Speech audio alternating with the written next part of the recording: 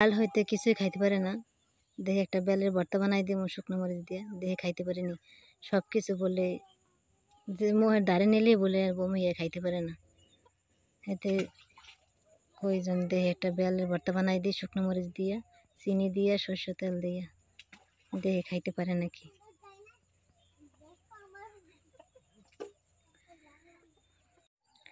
এই যে বেল উঠেছি, বেলের পরিমাণ ভালোই হয়েছে আর পাকছে, অনেক সুন্দর গন্ধ আসে। এখন ভর্তা বানাবো। এই যে দেখেন মাটির চুলায় মরিচ পুরা কত সহজ, কোনো কষ্টই লাগে না। ছাই উঠাইয়া তারপর মরিচের গায়ে দিলেই হয়ে যায়, দেখবেন।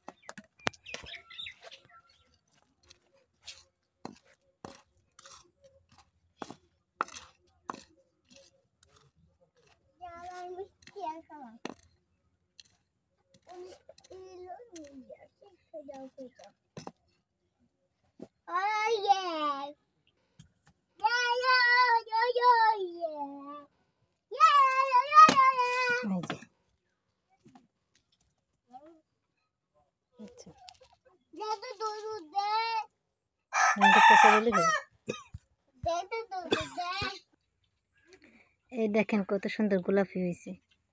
আর এই যে সব কিছু আনছি, এখন বানাবো। চিনি খাবো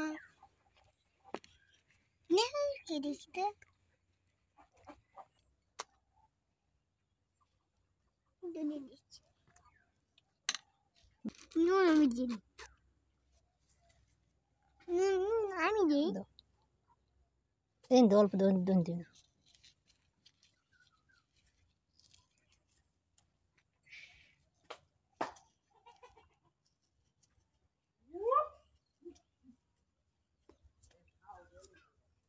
এটা তো সিটকি মরিচ, এই জন্য একটা দিলাম, বেশি ঝাল হলে তবে খাইতে পারবে না।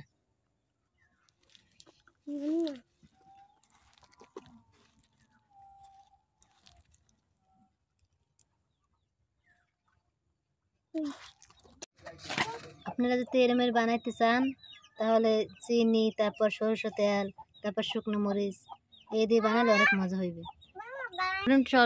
না কি এটা খাইতে পারেন? ঝাল বেশি হয়েছে, মরিচ তো একটা দিস, ওর কষ্ট করে সব খান। ওর অল্প অল্প করে খাইলে হয়, এমনি খাইতে রেন একটু বেশ করে মুহে দেবেন, এরপর আঁটি হালাই করলেন কষ্ট করে। আমরা এই চামচ দিয়ে খান, আর দে টিট্টু উঠে।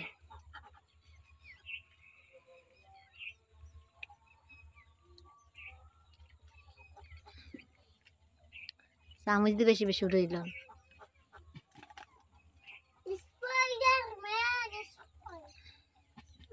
আমরা আরো জাল দেওয়া উচিত, দেখেন আপনি মুহে দিতে পারেন না।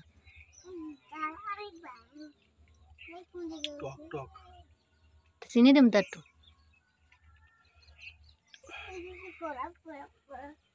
চামচ দিয়ে উঠন।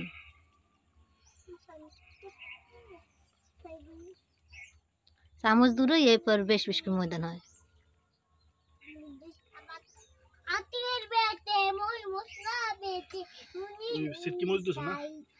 হ্যাঁ তো একটা দিস, ওটা তো দেন না।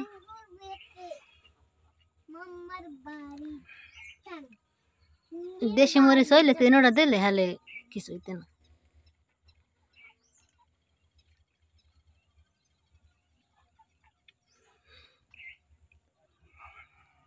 আলু সহ খাওয়া যায় না।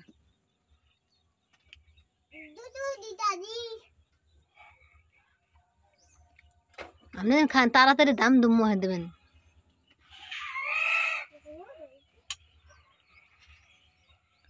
বেশ করে মুহে দেন।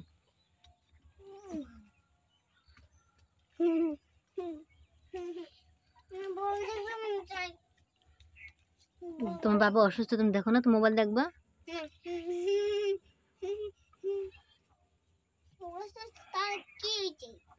কি হয়েছে তুমি দেখো নাই? তুমি কিছু দেখো নাই? তোমার বাবার যখন গায়ে জ্বর অনেক, তারপর মাথা ব্যথা, আর অল্প একটু খান, এই একটু খাইছে, এই এতটুকুই, আরে 2-3 চামচ খান ধরেন। আরে সারা দিন কিছু খান নাই ধরেন।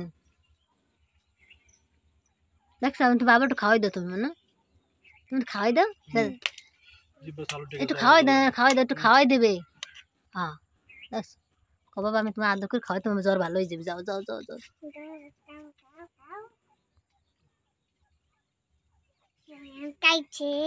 তুমি একটু খাও তো। আমার